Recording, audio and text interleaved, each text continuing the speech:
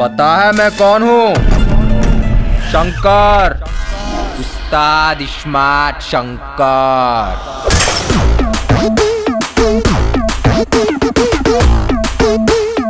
Hello बंधुरा, आज के आमी रिव्यू करब एक high voltage full on entertainment cinema smart Shankar जेटी 2019 साले मुक्ति पाय।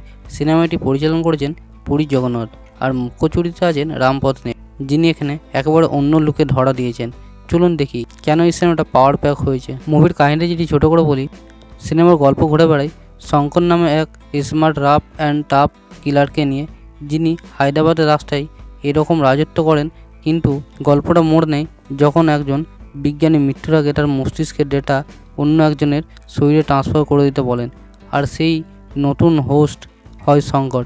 এরপর শুরু হয় এক সাইফাই থ্রিলার আর অ্যাকশন মিশ্রিত পাগলামি, যেখানে শঙ্করের চরিত্র আছে ডুয়াল পার্সোনালিটি, অ্যাকশন, রোমান্স আর রিভেঞ্জ। এখানে পারফরমেন্স এবং ক্যারেক্টার যদি কথা বলি, রামপত্নী এখানে একদম অন্য লেভেলের। তার স্টাইল, হাবভাব, সংলাপ সব কিছুরই একটা রাফ চমক আছে।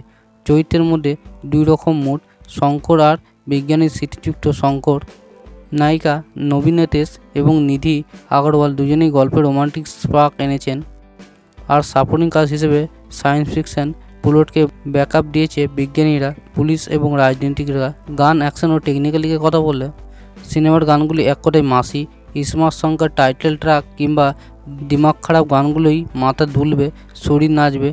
থামানের ব্যাকগ্রাউন্ড স্কোর অসাধারণ, অ্যাকশন সিনগুলি বাসতে থাকে ধমধম করে।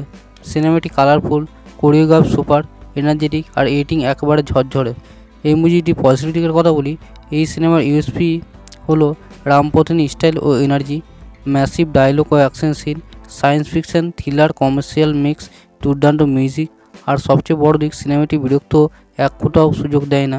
আর সবচেয়ে বড় কথা, সিনেমাটা বিরক্ত করে না আপনাকে। সব মিলে স্মার্ট শঙ্কর একটা ফুল অন মাস এন্টারটেনমেন্ট।